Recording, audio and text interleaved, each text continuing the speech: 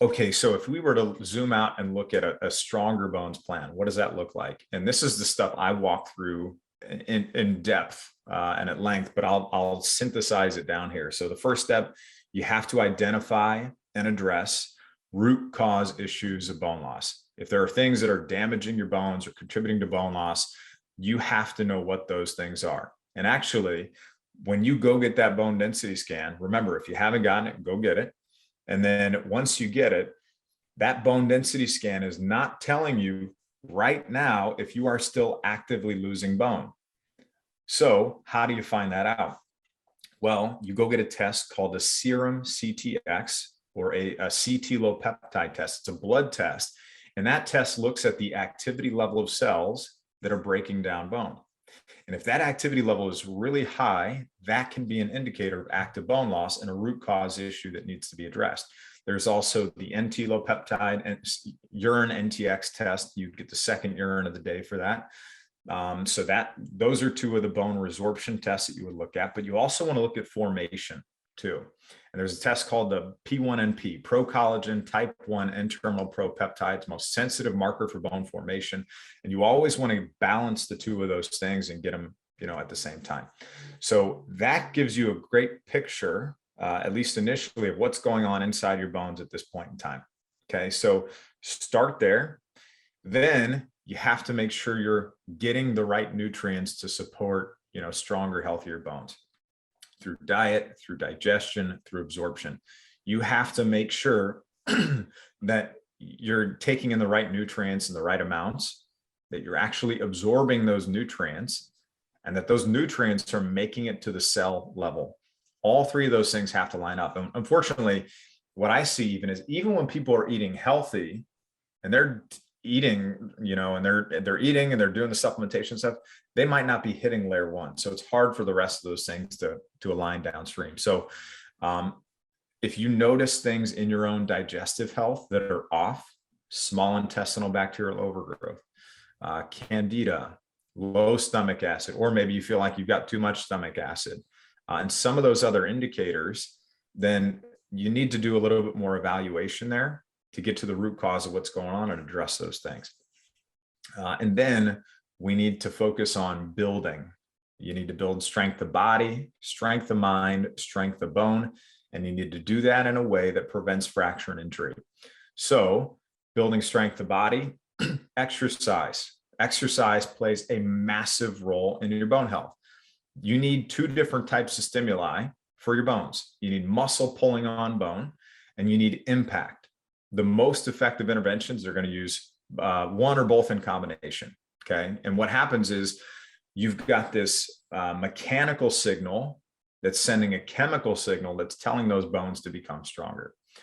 So a lot of times most people are told, hey, go do some weight bearing exercise. Great. Thanks. Walking, I can tell you, is not going to be enough, right? It's great for your daily health. I would say still incorporate that into your plan, but do not count that as your only form of exercise, especially if your goal is to improve your bone strength. It could help you maintain your bone strength, but it's not going to help you build really, especially if there's still something underlying. So do incorporate weight bearing exercise. By weight bearing, I mean anything that your muscles and your bones are working against gravity to keep you upright, right? Anything that's on your feet that's placing that stress on the bones, that's going to be good things. So running, jogging, hiking, gardening, playing tennis, soccer with the kids or grandkids, whatever that is, those are all weight bearing. And then also keep in mind, what are the non-weight bearing things that you're doing? And are those making up the majority of the activities that you're doing? Cycling, kayaking, swimming. Are those the only things that you're doing for exercise? Because those are non-weight bearing exercises, and that's not going to place the stress on the bones that we need. And it's not to say that just because those things are not placing the stress on the bones doesn't mean we shouldn't ever do those, right? If you enjoy riding your bike and it makes you happy and it reduces your stress, ride your bike, right? If you enjoy kayaking, I freaking love it, go do it. Swimming, all that stuff, great, but don't count it as the only thing. You have to incorporate the next thing I'm going to talk about, which is muscle in strengthening exercise, right? And you have to do it at an intensity. The studies that show the greatest effects are in that 5 to 10 rep range. That you have to do it at an intensity that's actually going to have the desired effect that you want. So this would be, you could use heavy resistance bands. You could use free weights. You could use, barbells and things, if you know how to use those things. And the major compound movements, the squats, the deadlifts, the overhead presses, those kinds of movements, those are movements that are really going to be helpful. Now, just from this conversation, if you don't already know how to go do those exercises, please do not go to YouTube, watch one video and go start cranking out 5 to 10 reps of deadlifts. Please don't do that, right? Probably not going to be the best thing for you, but get something to look at your body mechanics, evaluate your movement patterns. Then once you do that, you'll be off to the races there. Hey, this is Ari, and if you enjoyed this little clip, I highly recommend checking out the full-length podcast by clicking the link down below this video in the description. Check it out. You're going to learn a ton more valuable information. Also, as always, I want to mention at the Energy Blueprint, we offer a ton of solutions to help you increase your energy. And as a side effect, help you prevent disease, dramatically improve your brain function, your mood, combating anxiety and depression, increasing your resilience to stress, and increasing your longevity. All nice bonuses to strategies designed to massively increase your mitochondrial function and your energy levels. And we've got a whole suite of products, online info products that guide you on strategies to optimize your lifestyle and nutrition habits.